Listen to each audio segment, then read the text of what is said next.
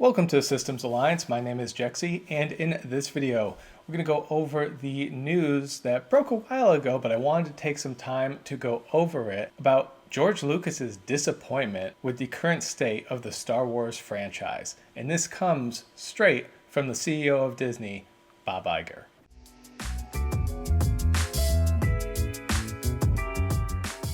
So while financially overall, Disney's acquisition of Star Wars has been a great success for them, not only does $4 billion for a purchase of the entire property look like a steal, but all their movies have made tons of money, except for Solo, which lost a ton of money, but not nearly enough to cancel out all the money that the others made. Never mind all of the merchandising that comes with it, the TV shows, and everything else that goes on and comes with acquiring the Star Wars franchise. That being said, in terms of the theatrically released movies especially, they have not been met with a great fanfare. You got your hardcore Star Wars community, and what do you think about the new stories? Do you like them?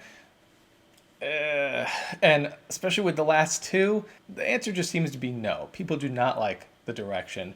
And you would think, George Lucas, he got $4 billion out of it, plus the billions he made before. He should be fine with it.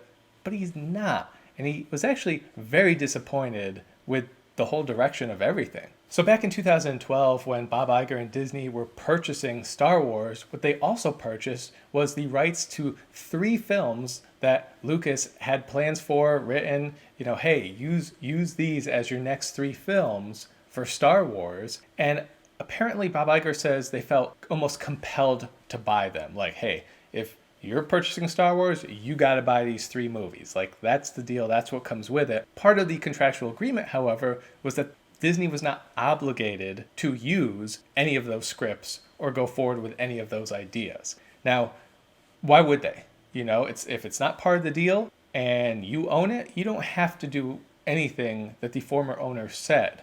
But it's like selling your favorite car to someone. You want them to take care of it. You don't want them to bring it to Demolition Derby the next day and smash it up. Even if you have the money for it, you sold it, you don't feel good about that. And you wouldn't expect the person to buy it from you to do that either. Obviously, as we all know, Disney did not follow George Lucas's request and use these 3 movies as their next 3. They hired Kathleen Kennedy and they went in a totally different direction. And it was soon after that, as soon as George Lucas found out what direction they were going in, he was peeved. He was not a happy camper. According to Bob Iger, even though George Lucas knew that they weren't contractually bound to use his stories, he felt that the fact that they were buying them, it was kind of a promise to say, hey, we're going to use your stories. We appreciate everything you've done. And hey, thanks for these awesome new stories to continue this vision that he's had since the beginning. Well, they didn't use them, obviously, and he was disappointed that his stories were basically being discarded by Disney. Bob Iger says that he didn't mean to mislead George in any way, now realizing that he probably could have worded things differently, been a little more forthcoming even though he thought he was, but even he now regrets the way things went down. According to Bob Iger's words, George felt betrayed. And obviously many Star Wars fans feel that way as well since Disney has purchased them. Take a look at this. Things didn't improve when Lucas saw the finished movie. Following a private screening, Iger recalls, Lucas didn't hide his disappointment. There's nothing new, he said. In each of the films in the original trilogy, it was important to him to present new worlds, new stories, new characters, and new technologies. In this one, he said, there weren't enough visual or technical leaps forward. He wasn't wrong, but he also wasn't appreciating the pressure we were under to give ardent fans a film that felt quintessentially Star Wars. The problem, Iger suggests, is that Lucas didn't fully appreciate what Lucasfilm and Disney were trying to do with the new trilogy, and specifically The Force Awakens. We'd intentionally create a world that was visually and tonally connected to the earlier films, to not stray too far from what people loved and expected, Iger explains, and George was criticizing us for the very thing we were trying to do.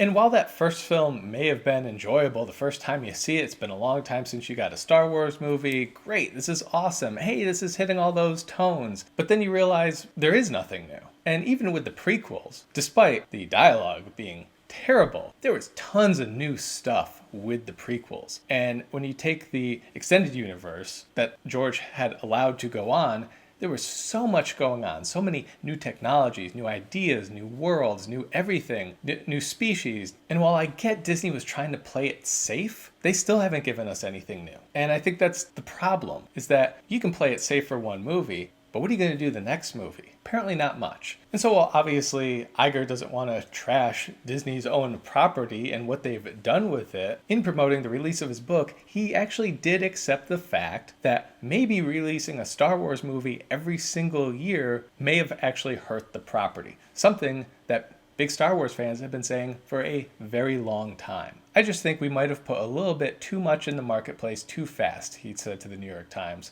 I think the storytelling capabilities of Lucasfilm are endless because of the talent we have at the company, and the talent we have at the company is better than it's ever been, in part because of the influx of people from Fox. So that's great, praising his own acquisition of Fox.